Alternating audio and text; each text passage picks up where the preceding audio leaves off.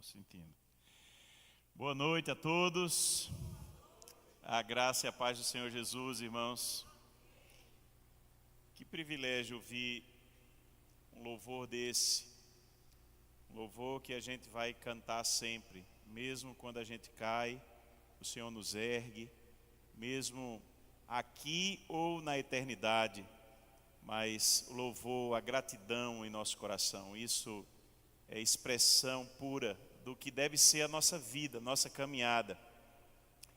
E é um privilégio a gente poder estar aqui com tantas pessoas, alguns visitantes, tem gente convidada.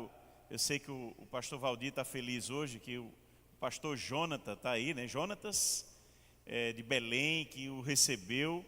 Cadê o pastor Jonatas, a família? Dá um sinal aí para a gente, está ali atrás. Sejam muito bem-vindos em nome de Jesus. E é muito bom a gente ter pessoas da mesma fé, da mesma caminhada, indo para lá, vindo para cá. E a gente fica muito feliz em poder tê-los aqui hoje, nessa noite. Muita alegria nossa. Também você que tem conhecido a Orla, talvez até através da internet, sempre é um privilégio a gente poder contar com a sua presença. Venha, se estimule a vir aqui presencialmente, conhecer nossa comunidade, viver conosco, é um tempo precioso.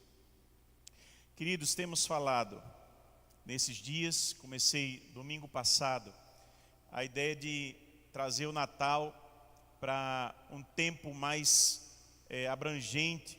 Algumas igrejas tradicionais fazem o tempo do Advento, que são reflexões de Natal ou a partir do Natal.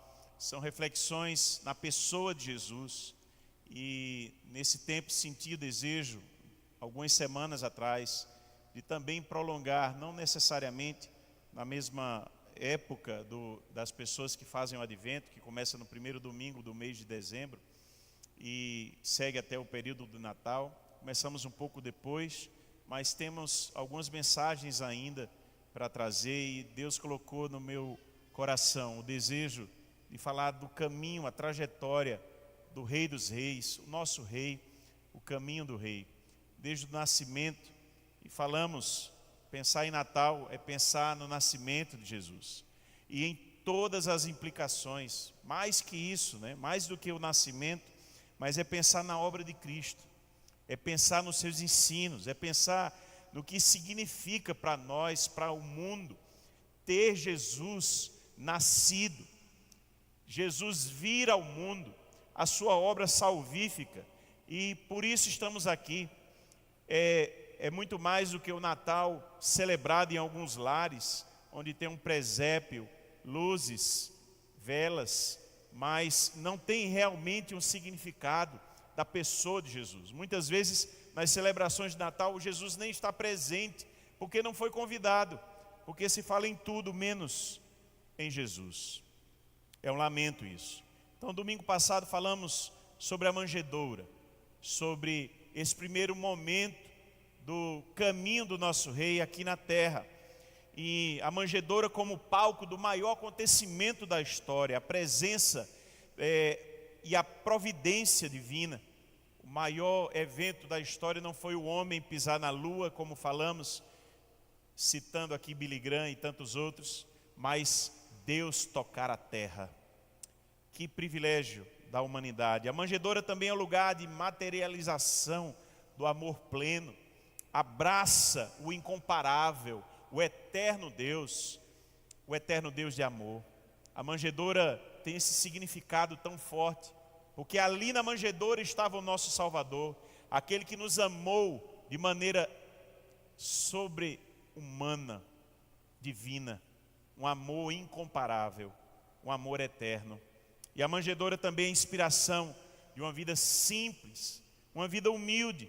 Ele estava ali entre os animais, entre os homens, entre os anjos, mas num lugar simples, não foi bem recebido, não havia nem lugar na hospedaria, mas ali, no meio de algum ambiente que não conseguimos visualizar exatamente, porque não estávamos lá, mas podemos imaginar um ambiente simples, nos ensinando a vida simples que ele levaria e como precisamos imitar Jesus nisso.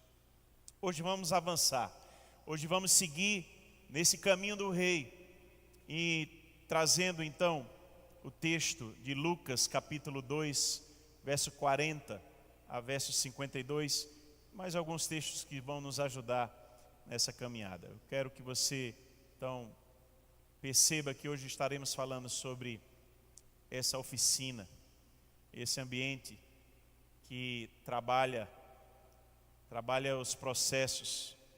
Jesus teve processos na sua vida. Eu quero ler primeiro o texto com você, depois refletirmos sobre esse segundo ambiente, a oficina. Lucas capítulo 2, verso 40 a 52, diz assim o texto, você pode acompanhar conosco na tela.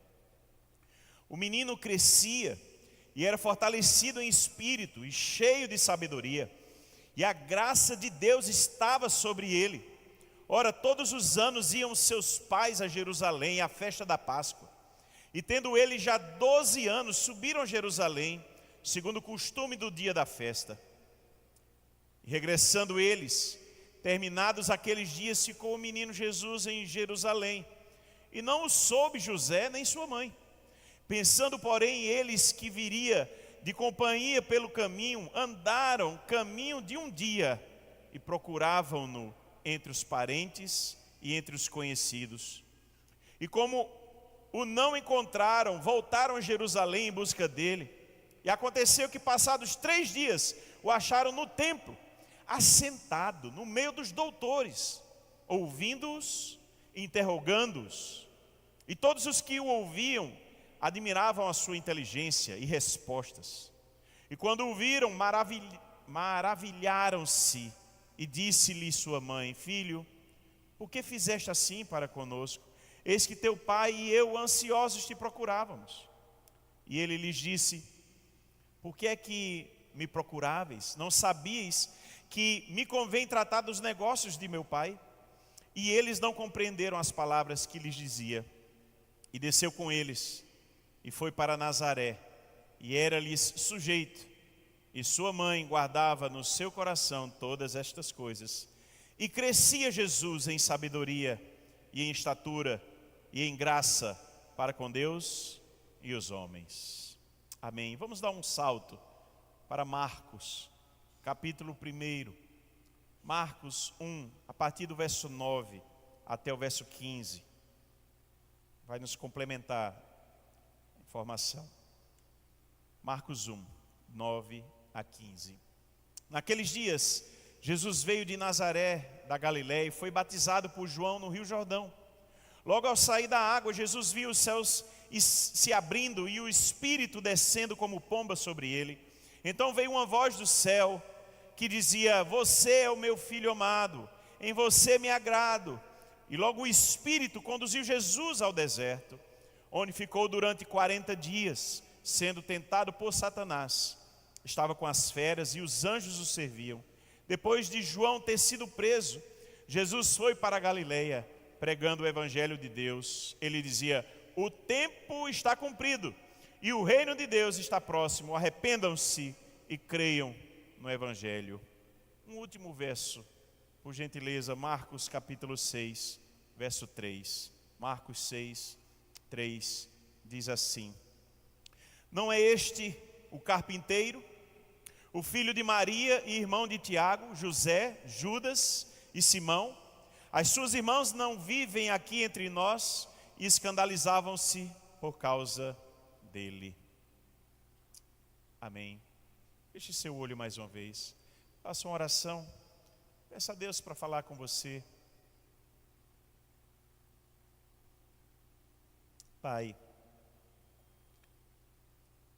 nos rendemos completamente ao Senhor, na certeza, Deus, que a Tua palavra pode transformar a nossa vida, nossa história, nossa maneira de pensar. Deus, nós te pedimos, em nome de Jesus, que enquanto a Sua palavra seja falada, ministrada, que o Senhor aplique em nossos corações, que o Teu Espírito Santo possa falar, nos lembrar, nos exortar, falar conosco, Deus, que seja uma marca do Senhor nessa noite. É a nossa oração em nome de Jesus. Amém. Esta semana houve a formatura de medicina de uns conhecidos nossos. Um jovem que ingressa numa faculdade, uma universidade, cheio de expectativas, enfrenta desafios dos mais divergentes ao longo desse caminho. E como a dificuldade em entender matérias, algumas matérias são mais complicadas, o estresse das provas, a necessidade de equilibrar os estudos, com a vida pessoal, com a família, com o tempo de lazer, a maneira de encarar isso é um desafio. No entanto, ao longo dos anos, o estudante aprende a gerenciar o seu tempo, a desenvolver habilidades de resolução de problemas, aprende com os erros. Além disso, ele se envolve em projetos, faz network, participa de estágios, conhece o mercado de trabalho, tantas coisas acontecem. Essas experiências, mesmo as mais desafiadoras, elas são essenciais para a formação do estudante. Não é apenas um curso, mas é um processo. E assim, pode ser em medicina, pode ser em outra área, pode ser em qualquer grande área ou em outras coisas que demandam tempo, suor, planejamento. A vida tem processos. Essa história do processo, ela é essencial para que nós cresçamos, para que nós atinjamos objetivos de vida, muito mais do que às vezes estão na aparência de algo que nós iniciamos. Cada parte do processo importa. O caminho do rei, ele nasceu.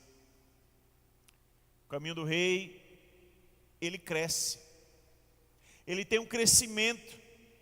E a nossa reflexão hoje é sobre a oficina. Temos o relato de um Jesus bebê, e você já percebeu isso. Depois, Jesus aos 12 anos, foi o texto que nós lemos.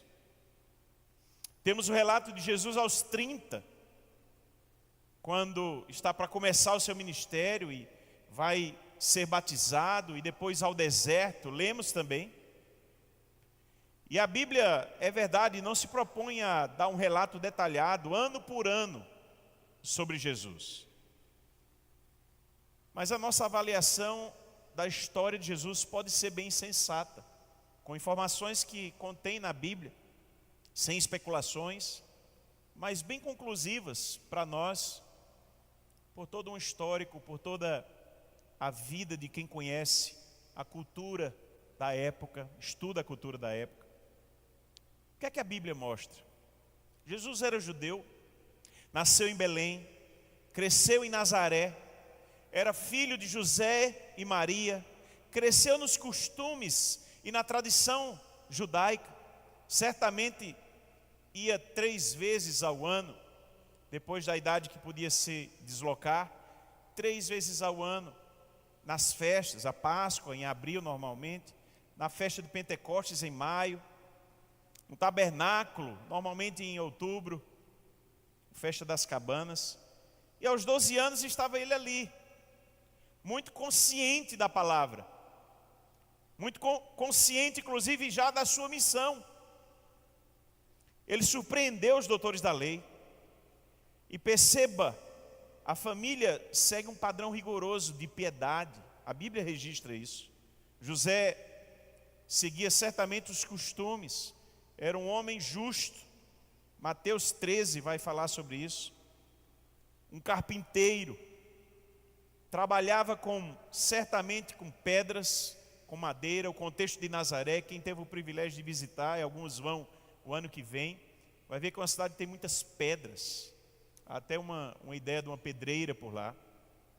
Ficava vizinha a uma cidade chamada Séforis, uma cidade maior, onde se tinha muita construção. A ideia de tecton, essa palavra do carpinteiro que aparece, é uma ideia de alguém que não só trabalhava com madeira, mas com pedras também. Talvez mais traduzida para o tempo de hoje, seria entre alguma coisa de carpintaria ou um construtor que ajudava na construção das casas, um pedreiro, alguma coisa semelhante a isso, contextualizada para a época. Mas uma família piedosa. É Mateus 1,19 que registra José como um homem justo. Lucas 1, 27, 28, Maria como uma agraciada, uma bendita, uma serva. Então, certamente Jesus foi criado dentro desse rigor da palavra. Veja, quando ele conversa com os doutores da lei ali, ele mostra o seu conhecimento, ele surpreende. Houve um trabalho, houve a ideia de alguém que se dedicou para que Jesus chegasse ali aos 12 e pudesse demonstrar aquele conhecimento. Jesus aprendeu a palavra, seus pais o ensinaram. Jesus aprendeu a orar. Um bom judeu oraria 3 vezes ao dia, pelo menos. E Jesus aprende o rigor das coisas de Deus, da religião. Jesus tinha o propósito de vida muito bem estabelecido, cuidando das coisas do Pai, ali aos 12 anos. Que surpreendente para nós. Pense num menino de 12 anos hoje, talvez só queira jogar bola, ou mexer no celular. Jesus era obediente, o texto nos fala isso. Então, que trabalho José e Maria fizeram? Que trabalho? Já há um ensino para nós, a título de introdução. Como temos ensinado nossos filhos? Refletindo já sobre isso, eu quero trazer a ênfase hoje para essa ideia da oficina, essa ideia de um pai carpinteiro numa cultura que ensina o filho a sua profissão, mas ensina os preceitos da lei, mas que ensina e se dedica, um pai que se dedica e um filho que se aplica a aprender, que não se esvai do processo, não se intimida de passar por todo o processo necessário para crescer em Deus, em graça, em sabedoria, em fortalecimento de espírito. Sim, a oficina de José, a oficina que Jesus passou, é maior do que a oficina profissional. Sim, não temos informação sobre se ele era um homem contratado para ir aos lugares ou se tinha um próprio local. Não importa, não é essa a ideia que quero trazer hoje. Quero trazer a ideia dos processos. E vamos enfatizar o verso 40 e 52. Leia comigo novamente o verso 40. E o menino crescia, era fortalecido em espírito, cheio de sabedoria, e a graça de Deus estava sobre ele. Lucas 2, verso 52 diz assim: e crescia Jesus em sabedoria e em estatura e em graça para com Deus e os homens. Assim, vamos refletir então sobre essa oficina da vida, refletindo em Jesus e para nós, que lições podemos trazer, que ideias podem nos fortalecer quando pensamos em passar por processos, quando pensamos em ser pessoas obedientes a Deus e não fugirmos daquilo que Deus tem para nós, porque todo sofrimento, toda prova, tudo aquilo que passamos faz parte dessa oficina que é a vida. Primeira lição que eu quero trazer é: aceite o processo de Deus em sua vida. Você pode repetir comigo? Aceite o processo de Deus em sua vida. Vire para quem está ao seu lado aí, diga isso. Aceite o processo de Deus em sua vida. A vida é esse grande processo em nós. Se até Jesus precisou passar por processos, porque nós queremos pular cada um deles, ou alguns deles. Nós precisamos aprender isso. Nossos filhos precisam ser ensinados sobre isso. Alguns de nós, mesmo avançados já na idade ou avançando, já perdemos a chance de alguns, mas os processos sempre estarão em nossas vidas. Há pessoas que gostariam, por exemplo, no exemplo que dei no início, de já ser médico desde o primeiro período do curso. Seria mais fácil para a mente de alguns, um tempo mais curto. Na vida tem gente assim em todas as áreas. Já queria estar liderando, sem ser liderado, sem aprender princípios de liderança, sem ser experienciado na questão de ser liderado. Já queria estar na equipe especial quando nem passou no lugar mais elementar. Quer ser borboleta sem ter passado pelo casulo. A vida não funciona assim. Quem queima etapas vai perder algo pelo caminho. O caminho do aprendizado. Olhe para a vida de Jesus. Jesus nasceu, ele foi bebê na manjedoura, foi bebê mamando, indefeso, sem conseguir se segurar o pescocinho, né? Você já pensou nisso? Sem saber andar, teve seu momento criança, percebendo o mundo como ele é. Certamente tinha uns amiguinhos nazarenos ali, para jogar bola, não sei se tinha bola. Mas ele cresce numa vila, um vilarejo, teve seu momento adolescente, ali que até o leva a uma prévia ali, quem sabe, do bar mitzvah, ou, como Luiz Saião pensa, talvez já fosse processo do bar mitzvah ali, que era aos 13, né? Fala aos 12 então. Mas de um modo ou de outro, processos, sendo obediente em todo o tempo. Passou pelo anonimato também. Às vezes o anonimato é um processo muito importante para quem vai se destacar depois. Há coisas que aprendemos quando estamos sós com Deus. Passou pelo batismo sem precisar, ele se submete. Que confusão na cabeça de João Batista. O cara que olha e diz: eu batizar você, sou eu que preciso ser batizado por você. Mas Jesus se submete. Passa pelo deserto. Jesus passa pelo deserto, mas e foi levado pelo Espírito para lá. O texto que lemos, jejuando, utilizando a palavra para argumentar contra Satanás, sentindo fome, sabendo lutar espiritualmente, processos. Respeitou o tempo, começou o ministério só aos 30 anos. Ainda assim no ministério, mais processos. Inicia a pregar, foi o primeiro momento. Depois o momento formador de equipe. Vai trazendo um discípulo, o outro chamando, convocando. Momento treinador da equipe, ensinar, dedicar-se a isso. Perceber se eles aprenderam. Enviá-los. Reavaliá-los. Fazê-los pensar. Certificá-los, inclusive como amigos. Agora já não chamo mais vocês de discípulos, mas de amigos.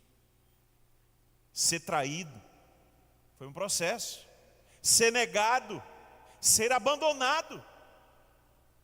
Sentir a dor desse abandono, sentir a dor física, chicoteado, traspassado por uma lança. Sentiu o abandono por um instante na cruz. O abandono pelo Pai.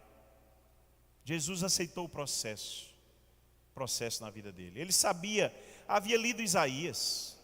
Quantas vezes não sabemos? Certamente muitas vezes. Estava bem consciente do seu propósito ali no Getsêmani, orando. Processo, momento difícil, mas firme no propósito. Aceitou o processo do Pai para a vida dele. mas não hesitou em cumprir sua missão, humilhou-se. Filipenses 2, de sorte que haja em vós o mesmo sentimento que houve também em Cristo Jesus, que sendo em forma de Deus, não teve por usurpação ser igual a Deus, mas fez a si mesmo de nenhuma reputação, tomando a forma de servo, fazendo-se semelhante aos homens, e achado na forma de homem, humilhou-se a si mesmo, sendo obediente até a morte, morte de cruz, processo de ser humilhado, de ser servo. Veja, os patriarcas também viveram assim, processos. Abraão, poderíamos gastar uma mensagem inteira sobre a vida de Abraão. Que processo foi? Sai da tua terra, da tua parentela, vai para um lugar que eu vou te mostrar. Agir por fé. Como Deus trabalhou, saindo de onde estava, para poder trabalhar a vida, mudando a maneira de pensar de Abraão. José, como José, quantos anos de trabalho na vida de José no Egito. Meu Deus, traído pelos irmãos, quase morto, tornado escravo, incriminado injustamente, preso, esquecido. Processos, anos de processos na vida de José, para chegar onde chegou, porque Deus tinha um plano para ele, e você reclamando dos processos na sua vida. Preste atenção, aceite o processo de Deus na sua vida, aceite. Sabe, isso implica em parar de reclamar. Aplique isso para a sua vida. Quando aceitamos o processo, nós paramos de reclamar, nós agradecemos a Deus em todos os momentos. Isso implica em fazer o seu melhor, mesmo quando as coisas não estão fáceis. Isso implica em confiar em Deus, que Ele tem o melhor para a sua vida. Aceite o processo de Deus. Ele tem o tempo certo. Não procure muito entender todas as coisas. Não nos compete isso. Nos compete entender que somos servos, que estamos na vontade do Pai, que buscamos fazer a vontade dEle. Aceite o processo de Deus na sua vida. Jesus aceitou. Jesus, perceba, era obediente. Obediente. Vou falar mais ainda. Segunda coisa, queridos, além de aceitar o processo de Deus em sua vida, é esforce-se para crescer durante o processo. Você pode repetir comigo? Esforce-se para crescer durante o processo. Como é importante compreender isso. Se a oficina é esse tempo de aprendizado, se antes de ser o ambiente de trabalho, ele é um ambiente de aprendizado para nós. Imagine Jesus na carpintaria, se assim podemos imaginar. Vamos botar a mente para fluir. E José ensinando, ele adolescente. Olha, filho, é assim, ó, corta a pedra assim, trabalha com a madeira assim. Jesus sendo ensinado. Eu estou dando um exemplo profissional, mas em tudo. Jesus aprendendo. Ele é o nosso exemplo. Nós precisamos aprender o tempo todo. Esforce-se para crescer durante o processo. Certamente Jesus precisou, enquanto humano, precisou se esforçar para ter as habilidades que teve nas coisas que foi ensinado na vida, a vida prática, do dia a dia. A oficina é esse tempo de aprendizado, inclusive para futuros aprendizes, pessoas que vamos discipular para Jesus. Jesus aprendeu com José. Se o texto que nós lemos de Marcos 6 fala que Jesus, o carpinteiro, delimita bem isso, está muito claro isso. Outros textos, Mateus 13:55 que eu citei, fala de Jesus, o filho do carpinteiro. Então, as duas coisas aconteceram. Tanto era o filho do carpinteiro, como era o carpinteiro. Eu me lembro, na aula de missões urbanas, pastor José Roberto, lá na minha época ainda de seminário, na Juvep, ele começava a aula dizendo assim: coração de aprendiz. Botava no canto do quadro. Tenha um coração de aprendiz. Em missões urbanas, precisamos aprender a cultura daquele povo antes de querer ensinar. Precisamos entender a maneira de pensar. Tantas coisas para aprendermos em tantas áreas. Quando fechamos nosso coração ao aprendizado, somos orgulhosos. Perdemos a oportunidade de crescermos. Precisamos nos esforçar. Precisamos. Alguém pode ser bastante soberbo, fechar a mente e o coração para o ensino, para o que o processo. Tem gente que vai se revoltar com a dor, com a perda, com a dificuldade, e vai dizer: por que Deus? Quando era para dizer: Deus, me ensina através disso, me ajuda a entender o que eu posso aprender com isso, a ser uma pessoa mais forte, me fortalece, Deus, me gera isso. Esforce-se para crescer durante o processo. Essa é a oficina da vida. A vida nos traz. Cristo precisou crescer, nós também precisamos crescer. Cristo aprendeu. Dá para ficar meio desconfortável com essa frase, né? Eu não sei você.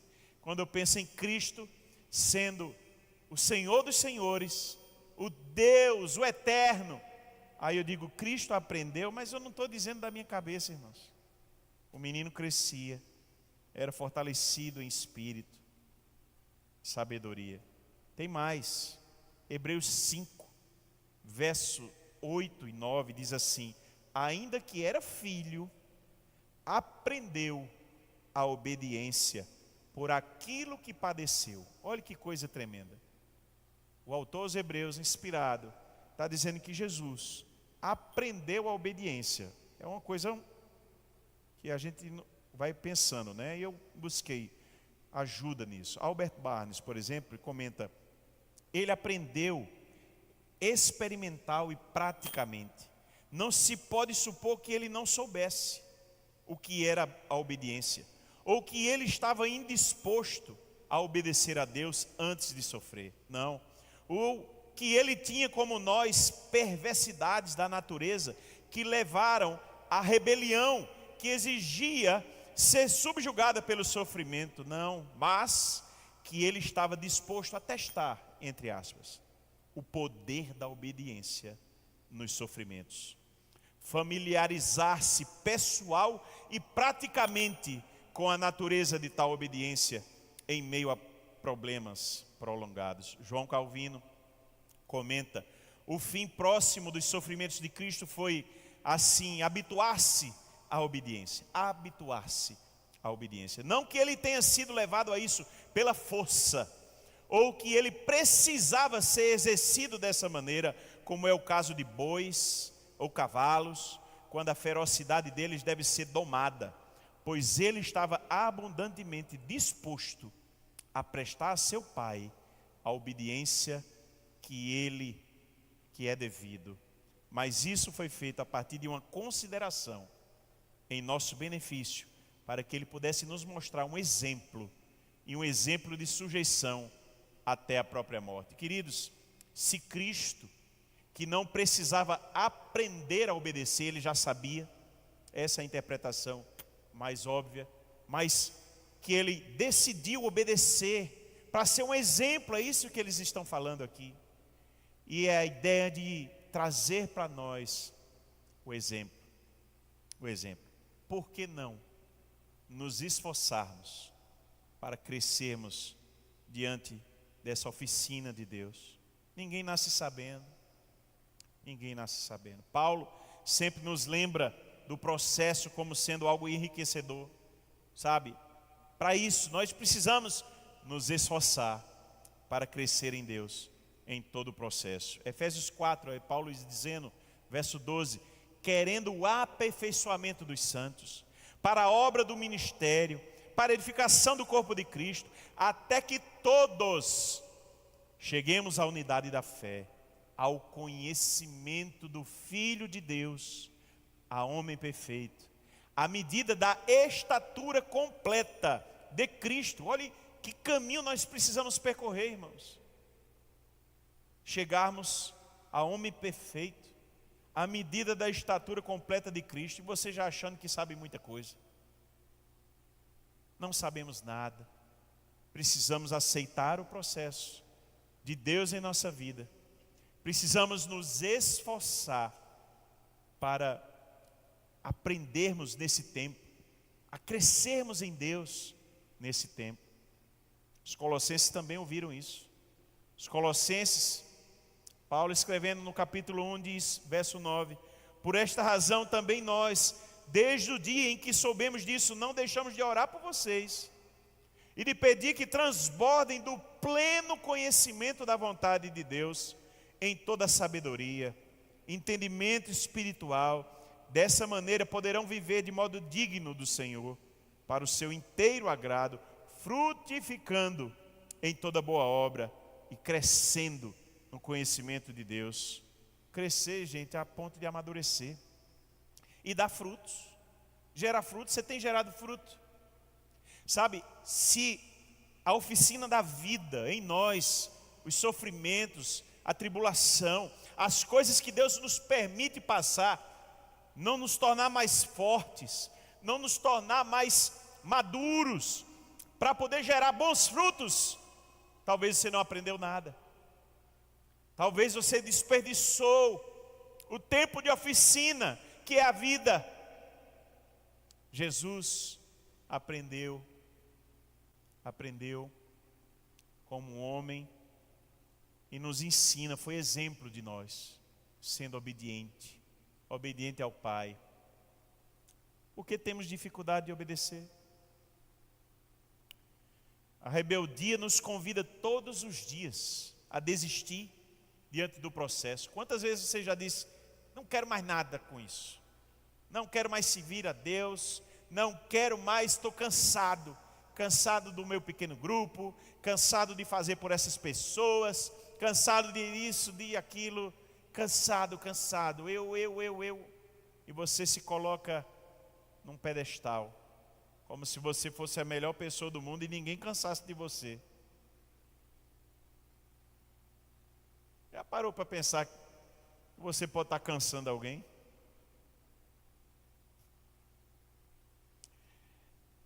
Meus irmãos, precisamos orar para ter consistência na vida cristã.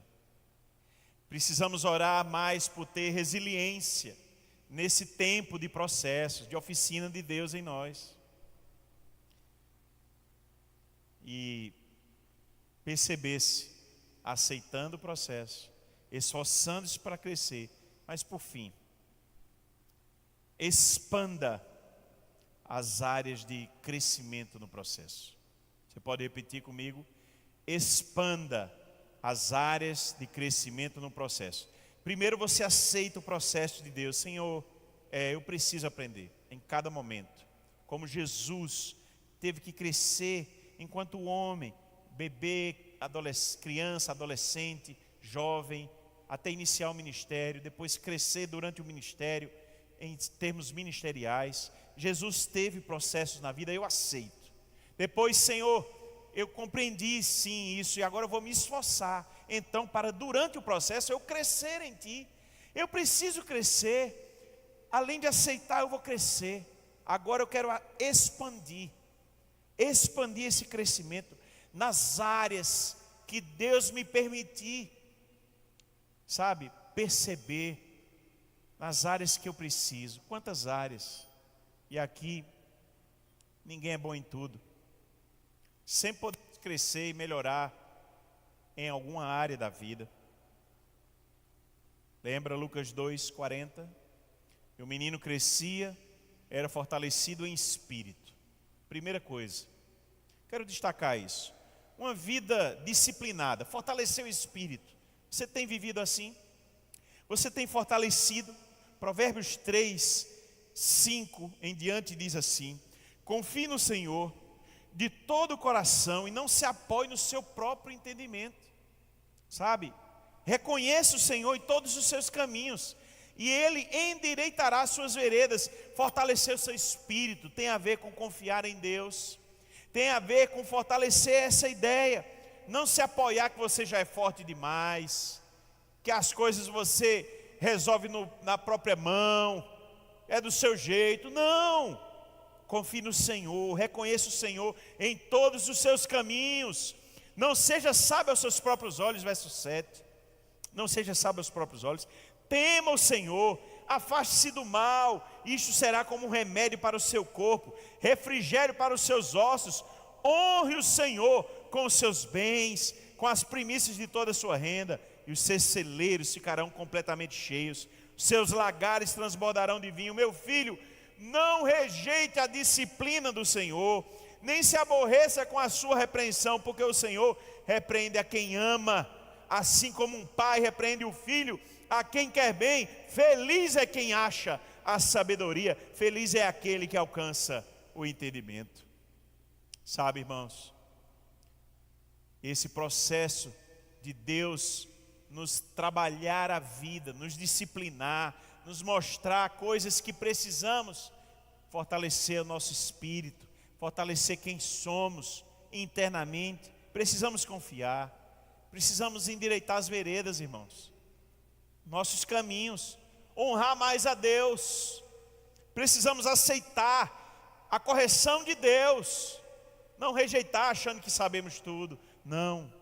Paulo escrevendo a Timóteo, 1 Timóteo 6, verso 11, ele diz: mas tu, homem de Deus, foge destas coisas, segue a justiça, a piedade, que palavra?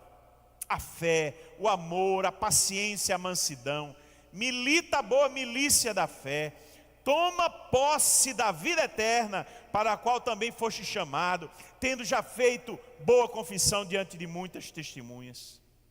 Irmãos, precisamos crescer em piedade. Essa palavra tão forte, que nos leva a pensar numa vida piedosa a Deus. Não de, sabe, aquela coisa falsa piedade. Não, uma vida de devoção. Uma vida que põe Deus sempre no centro. Que Deus é considerado. Viver uma vida piedosa é considerar Deus em tudo. É considerar Deus antes de tomar as decisões. É crescer em vida com Deus. É crescer no fortalecimento do Espírito. A outra palavra que está lá, ele crescia em sabedoria. Dos versos que lemos. Aí Tiago 3 diz: quem dentre vós é sábio e entendido? Agora para nós, Cristo crescia em sabedoria. E Tiago diz para nós: quem dentre vós é sábio e entendido? Mostre pelo seu bom trato as suas obras. Tiago 3,13. Bom trato às suas obras em mansidão de sabedoria. Mas se tendes a amarga inveja de sentimento faccioso em vosso coração, não vos glorieis, nem mintais contra a verdade. Essa não é a sabedoria que vem do alto, mas é terrena, animal, diabólica. Porque onde há inveja, espírito faccioso, aí há perturbação e toda obra perversa. Mas a sabedoria que vem do alto é primeiramente pura, depois pacífica, moderada, tratável, cheia de misericórdia e de bons frutos, sem parcialidade, sem hipocrisia. Ora, o fruto da justiça semeia-se na paz para os que exercitam a paz. Irmãos, precisamos dessa vida piedosa para nos enchermos da sabedoria que vem do alto. Uma vida que procura sabedoria. Lembra do Salmo 1? Bem-aventurado é quem, irmãos, que não anda segundo o conselho dos ímpios, não se detém no caminho dos pecadores, nem se assenta na roda dos escarnecedores. Antes tem o seu prazer na lei do Senhor, e nela medita, na sua lei, de dia e de noite. Será como árvore plantada junto a ribeiros de água, a qual dá o seu fruto no seu tempo, as suas folhas não cairão. Tudo quanto fizer prosperará. A gente poderia continuar, mas, irmãos, podemos pensar que essa sabedoria, ela vem de pedirmos a Deus, de nos dedicarmos à leitura da palavra, a buscarmos Deus em oração. O conhecimento que vem do alto, sabedoria que é dada por Deus, não é humana. Cresçamos em sabedoria. Ele também crescia em estatura. E aí, claro, é uma coisa meio que óbvia, crescer no tamanho, mas também fica uma reflexão para nós. Estatura registra o corpo de Jesus. E como nós temos sido, né, guardiões desse corpo, desse templo do Espírito. Paulo fala em 1 Coríntios 3, que nós, olha, não sabeis vós que sois o templo de Deus, e que o Espírito de Deus habita em vós. Irmãos, como temos cuidado também de nossa saúde. Paulo ainda fala a Timóteo, olha, rejeita as fábulas profanas, 1 Timóteo 4, versos 7 e 8.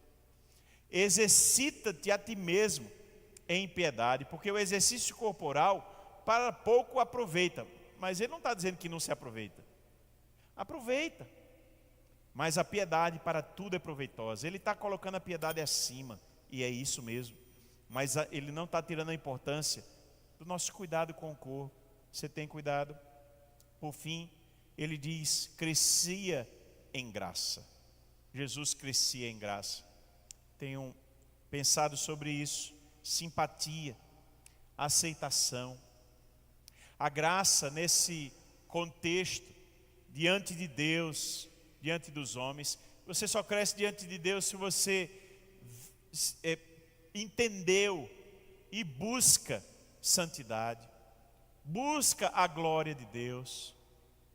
Meu tempo está acabando, mas pense que quando crescemos diante de Deus, naturalmente, cresceremos diante dos homens. A igreja primitiva é uma prova disso. Quando começa a obedecer o ID de Jesus, quando começa a executar Atos capítulo 2, já preguei tanto sobre isso. Perseverava na doutrina dos apóstolos, na comunhão, no partir do pão, nas orações, vida com Deus, vida de comunhão prática, amando as pessoas.